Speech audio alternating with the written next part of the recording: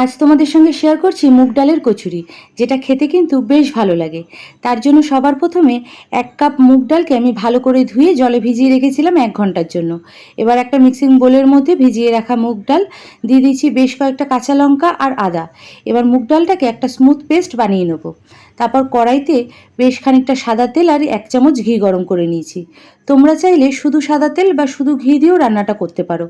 আমি ঘি আর সাদা তেল দুটোই দিলাম, তাতে গন্ধটা বেশ ভালো আসবে। দিয়ে দিয়েছি সামান্য একটু হিং ফোড়ন, তার মধ্যে দিয়ে দিলাম বেটে রাখা ডালটাকে। ডালটা এবার বেশ খানিকক্ষণ নাড়াচাড়া করে নেব। তারপর দিয়ে দেবো স্বাদ মতো নুন, দিয়ে দিয়েছি সামান্য একটু হলুদ গুঁড়ো, স্বাদ মতন চিনি আর সামান্য একটু কালো জিরে। এবার ডালটাকে ততক্ষণ রান্না করব যতক্ষণ না ডালটা একদম শুকিয়ে যাচ্ছে। ডালটা একদম শুকিয়ে গেছে, এবার একটা পাত্রে ঢেলে ঠান্ডা করে নেব।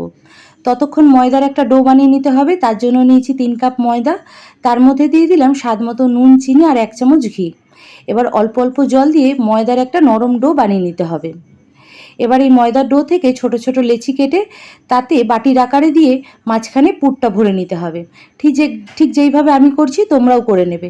তোমরা নিশ্চয়ই জানো কিভাবে করতে হয়, তাও আমি তোমাদেরকে একবার দেখিয়ে দিলাম। এখানে প্রত্যেক কটা লেচি তৈরি করা হয়ে গেছে। এবার অল্প তেল দিয়ে কচুরিগুলোকে বেলে নিতে হবে। কচুরিগুলোও বেশ ভালো করে বেলা হয়ে গেছে। এবার ছাঁকা তেলে মিডিয়াম টু হাই ফ্লেমে একে একে কচুরিগুলোকে ভেজে নিতে হবে। আমি যে পদ্ধতিতে তোমাদেরকে দেখিয়েছি তোমরাও কিন্তু ঠিক সেই পদ্ধতিতেই বানাবে, তাহলে প্রত্যেক কটা কচুরি কিন্তু এরকম ফুটবলের মতন ফুলে উঠবে। এবার এই কচুরিগুলোকে নিরামিষ আলুর দম, পনিরের তরকারি বা এমনি আলুর তরকারি দিয়ে পরিবেশন করো। আজ সকালেই আমি বানিয়েছিলাম, আলুর তরকারি বানিয়েছিলাম, তার সঙ্গে পরিবেশন করেছি। খেতে কিন্তু সবাই বেশ পছন্দ করেছে। তোমরাও অবশ্যই ট্রাই করো বাড়িতে।